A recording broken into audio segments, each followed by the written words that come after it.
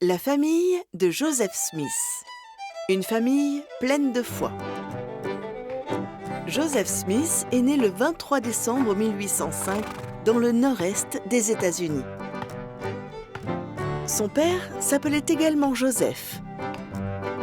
Sa mère s'appelait Lucie.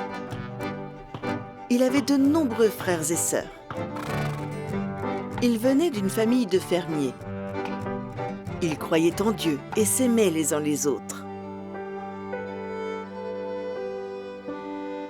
Quand il était petit, Joseph a eu une maladie qui affectait sa jambe.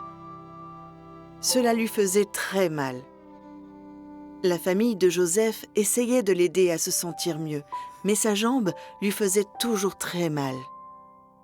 Des médecins ont essayé de guérir sa jambe, mais ils n'ont pas réussi. Les médecins ont dit qu'il fallait amputer la jambe de Joseph pour lui sauver la vie.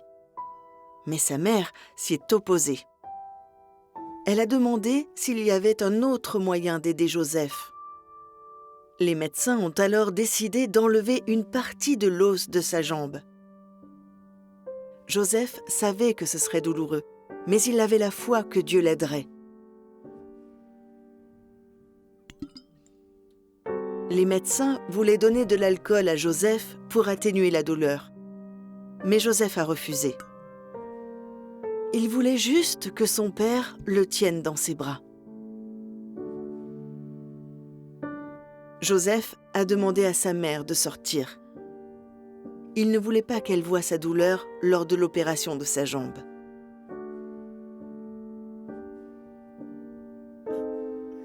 Le père de Joseph l'a tenu dans ses bras pendant que les médecins coupaient les mauvaises parties de l'os de sa jambe. C'était très douloureux, mais Dieu a aidé Joseph à être courageux.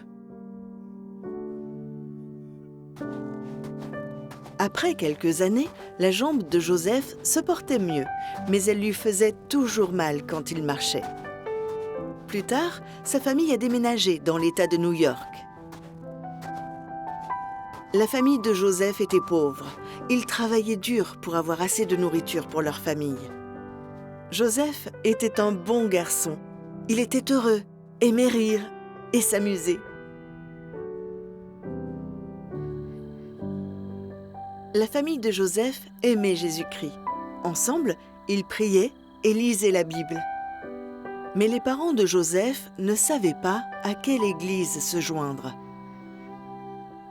Une nuit, la mère de Joseph, Lucie, a dit à Dieu qu'elle voulait trouver la véritable église de Jésus-Christ. Dieu a répondu à sa prière et lui a promis qu'elle la trouverait.